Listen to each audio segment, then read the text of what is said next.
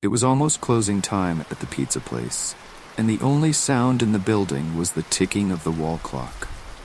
I was exhausted, standing alone behind the counter, watching the minutes crawl by. Just 10 more minutes, and I'd be free to go home. But of course, right then, the phone rang. I groaned inwardly, picking it up. "Thanks for calling Tony's. How can I help you?" I asked. The response was nothing. Complete silence. "Hello," I repeated, but there was still no answer. I figured it was a prank and hung up, shaking my head. A minute passed and the phone rang again. This time, a sense of unease crept over me as I picked it up, bracing myself.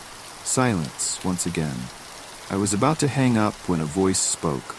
Low, brittle, and eerily cold. "I'd like a regular pie delivered," the voice said. It sounded like an elderly woman, but something about the way she spoke gave me chills. I paused for a moment, trying to shake off the discomfort. "Sure, ma'am," I said, my voice steady. "I'll get that right out to you. What's the address?" She rattled off the address quickly and abruptly hung up, not bothering with a goodbye.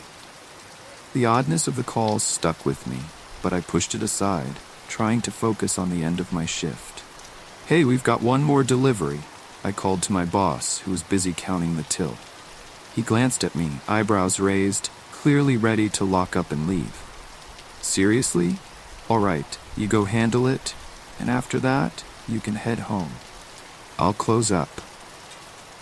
I wasn't thrilled about making a last-minute delivery, especially after that weird phone call, but I figured an extra tip couldn't hurt. Besides, old ladies usually tipped well. I grabbed the pizza and slipped into my car, punching the address into the GPS. It was a good 7 miles away, just outside the quieter part of town. The drive was eerily silent, my headlights cutting through the stillness of the empty streets. The further I drove, the fewer houses I passed, and soon I was on a narrow road flanked by trees. The kind of road where streetlights are sparse and the dark seems to swallow everything around you. Finally, the GPS beeped, indicating I had arrived.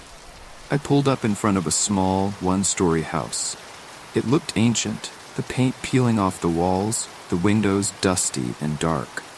There wasn't a single light on in the house, and for a moment I wondered if I had the wrong address. I stepped out, pizza in hand, and made my way up the cracked pathway to the door. The night was unnervingly quiet. No wind, no animals, just a thick blanket of silence hanging in the air. I rang the doorbell, the sound echoing inside the house like it had hit empty walls. No answer. I rang again, pressing the button harder this time, as if that would make a difference. Still nothing. I was just about to give up when movement caught my eye. My breath hitched in my throat as I spotted a figure standing by the window, partially obscured by the curtain. It was an old woman, but there was something off about her.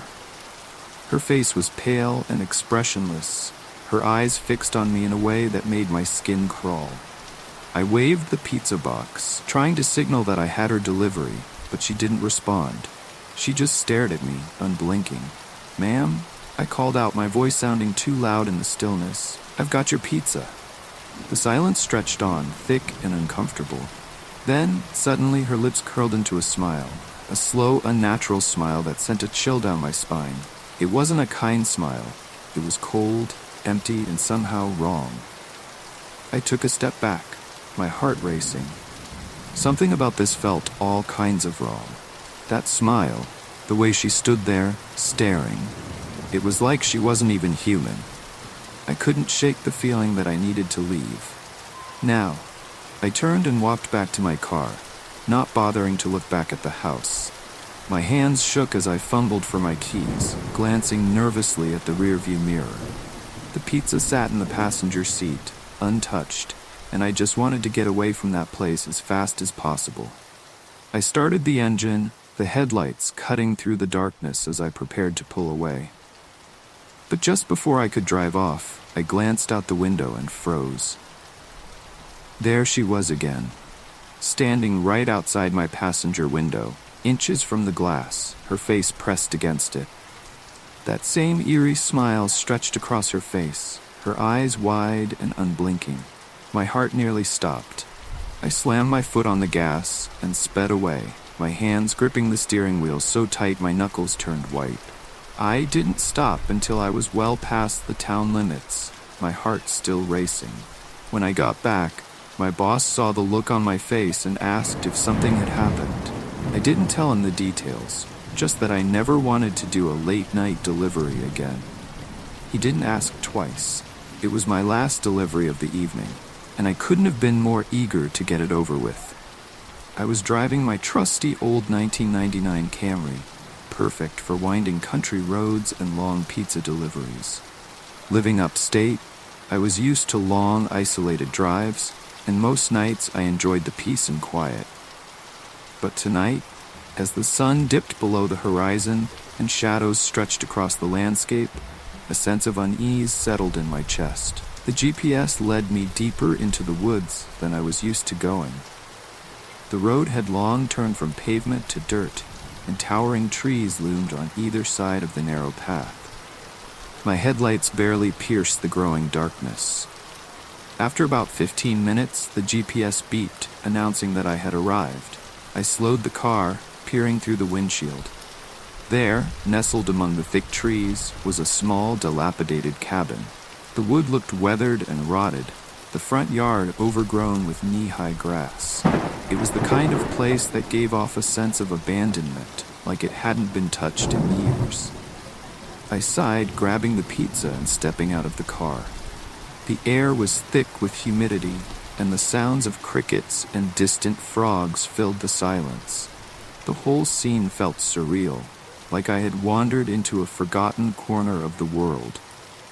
I approached the front door, noticing there was no light inside. The windows were dark and lifeless. I knocked on the door, waiting. Nothing. I knocked again, harder this time. Suddenly, I heard the unmistakable creak of footsteps on wooden floorboards from inside the cabin. The sound stopped just behind the door, but no one opened it. My stomach twisted with a sense of dread as I stood there, waiting for something. Anything. That's when I noticed the peephole in the door, staring back at me like an unblinking eye. I cleared my throat. "Pizza delivery," I called out, my voice louder than I intended. There was a pause, and then a low, raspy voice spoke from behind the door, almost as if the speaker was pressing their face against it. "Bring it out back." The hair on the back of my neck stood on end. Something about the way they said it felt wrong. It wasn't the request itself, it was the tone, cold and emotionless. I hesitated, glancing at the shadowed corner of the cabin where the overgrown yard stretched into darkness. "Are you sure?" I asked, trying to keep my voice steady. "I can leave it here." The voice didn't respond, but the silence on the other side of the door was suffocating.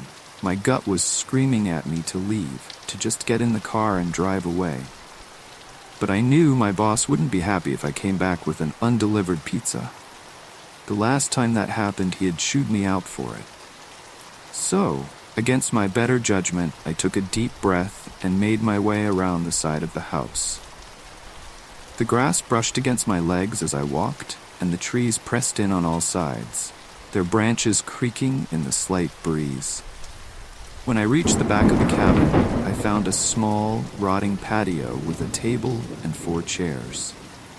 The table was old and weathered, like it had been sitting there for decades, exposed to the elements. In one of the chairs, facing away from me, sat a figure.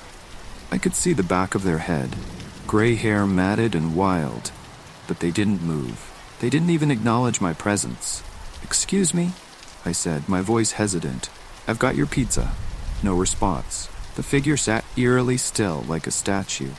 I was about to repeat myself when I heard a voice, this time from behind me. "Over here." My heart lurched as I spun around. Standing at the corner of the cabin, half hidden in the shadows, was a man. His face was pale and drawn, his eyes wide, and a strange, unsettling smile stretched across his lips. "Come here," he said, his voice soft but insistent. "I want to show you something." Every instinct I had screamed at me to run. There was something deeply wrong with the way he stood there, watching me, that smile never wavering. My feet moved before I could think. I turned and bolted back toward the front of the house, my breath coming in sharp gasps. The overgrown grass whipped at my legs as I ran, my heart pounding in my ears. I didn't stop until I reached my car. I threw the pizza into the passenger seat and scrambled into the driver's seat, my hands shaking as I fumbled for the keys. I started the engine and peeled out of there, not looking back.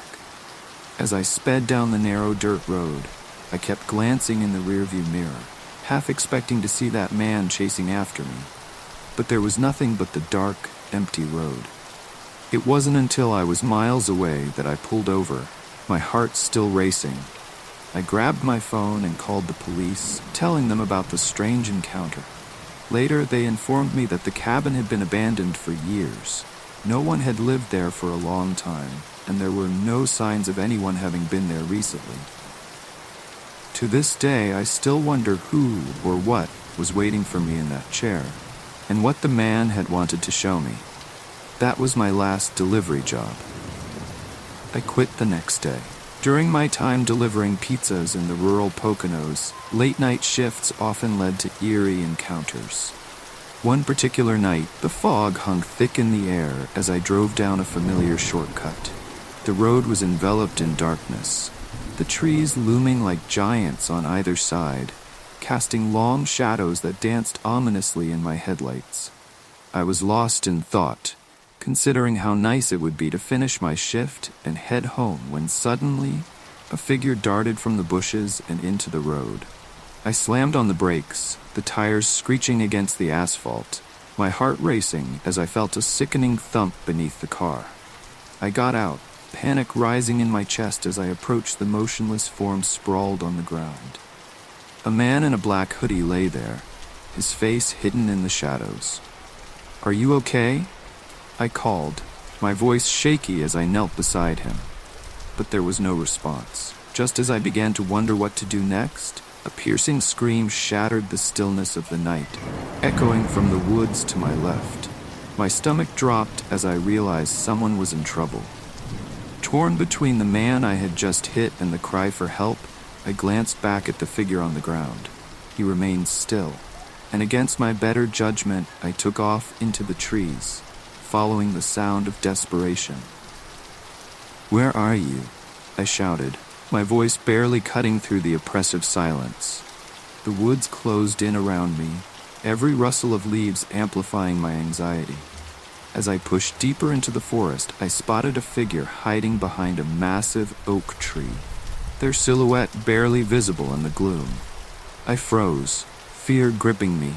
My instincts screamed that something was terribly wrong. The figure shifted, and I could see the outline of a person peering at me, their expression twisted into a manic grin. "Over here," they beckoned, their voice dripping with an unsettling cheerfulness. In a moment of sheer panic, I turned and sprinted back to my car, my breath quickening. I glanced back repeatedly, expecting to see someone, or something, pursuing me, but I couldn't look long enough to confirm it. I reached my car, my heart pounding, and jumped inside, slamming the door behind me. I glanced in the back seat, the darkness swallowing the space. Relief washed over me as I saw it was empty. I turned the ignition and sped away, the headlights cutting through the fog as I drove in a frenzy toward the town. Just as I thought I was in the clear, I pulled over to the side of the road, trembling. I fished my phone out of my pocket and called the police, trying to catch my breath as I recounted everything that had happened. "Are you still at the scene?" the dispatcher asked, concern lacing her voice. "No, I'm far away," I replied, my voice shaking. "But I think I hit someone, and I heard a scream in the woods. There was a person hiding behind a tree, grinning at me." "Stay where you are. We'll send someone to check it out," she said, her tone serious. A few minutes later, I saw the flashing lights of a police car approaching. The officer stepped out and began asking questions. I described the man I had hit and the scream I had heard. They returned shortly after searching the woods, shaking their heads. "There's no sign of anyone out here," one officer said, glancing around uneasily. but we found something odd in your back seat." My heart dropped. "What do you mean?" "Someone left a knife on the floor, blood-stained," he said, his expression grim. A chill ran down my spine. I hadn't imagined it. I had really been in danger. They assured me they'd take care of everything, but I couldn't shake the feeling of unease that clung to me. That night still haunts me. I still picture that man grinning at me from behind the tree, and I can't help but wonder, what would have happened if I had stayed just a moment longer?